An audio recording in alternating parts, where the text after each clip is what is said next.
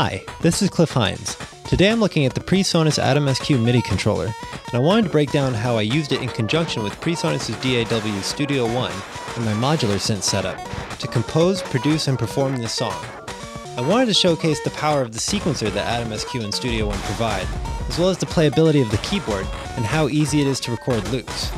I also wanted to showcase how you can create control voltages within Studio One with the help of third-party software, and interface those voltages with your modular system, and show how creative you can get with controlling your modular from Atom SQ and Studio One, both manually from macro control and through automation.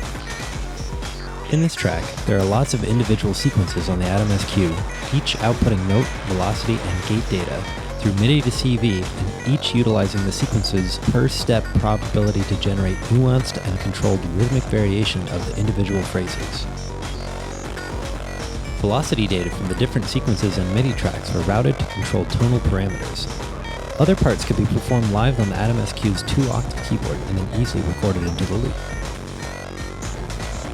When I wanted to advance the loop, I used the shortcut Shift and macro knob 1 to advance the loop to the next region. This function can be used to string together different song sections to allow for a performance of a full arrangement of the song. Different loop sections would bring in and out different instruments through mute automation, as well as send automation to the various parameters that are controlling the modular. I also use the song page to manually mute and arm the tracks, as well as have volume control over the individual tracks.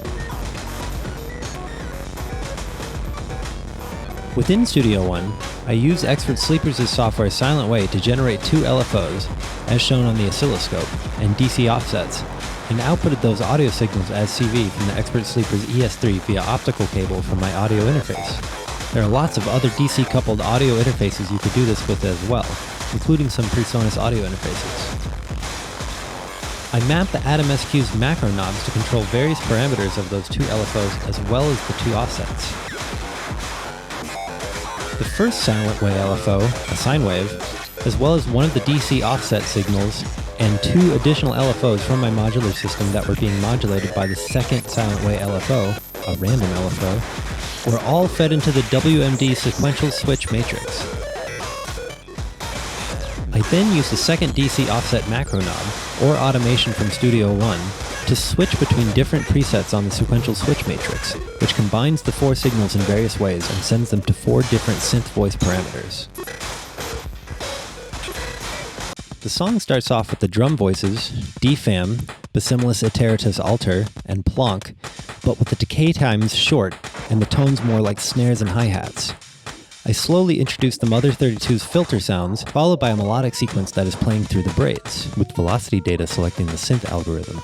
The Mother 32's filter is being controlled by the second silent way LFO, as well as the Mother 32's LFO rate is being modulated by the same random LFO.